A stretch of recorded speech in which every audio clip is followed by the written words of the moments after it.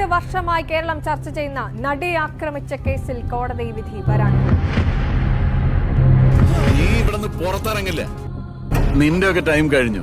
കേസിൽ ഡിസംബർ 8-ന് അന്തിമ വിധി വരുന്നു. ചോരയുടെ മണം കേട്ട് പിരാന മീനുകളെല്ലാം ഒരുമിച്ച് കൂടിയിട്ടുണ്ട്. അവനെ പൂട്ടണം സാറേ.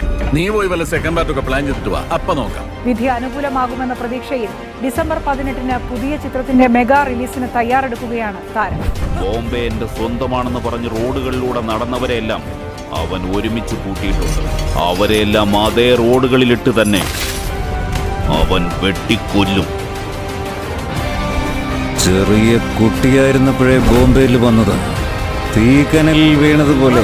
പോലീസിന്റെ ലിസ്റ്റിൽ റൗഡി എന്ന പേരുള്ളവൻ ജനങ്ങളുടെ മനസ്സിൽ രാജാവായിരുന്നു. രക്ഷിക്കേണ്ടവരെ രക്ഷിക്കാനും ശിക്ഷിക്കേണ്ടവരെ ശിക്ഷിക്കാനും സർവാധികാരമുള്ള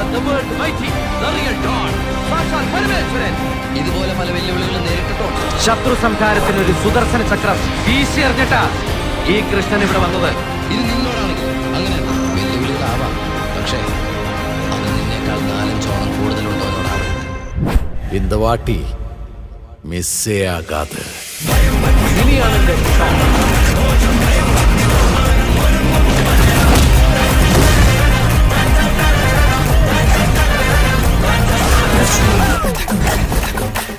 അഴിഞ്ഞാട്ടം തുടങ്ങിയാലോ?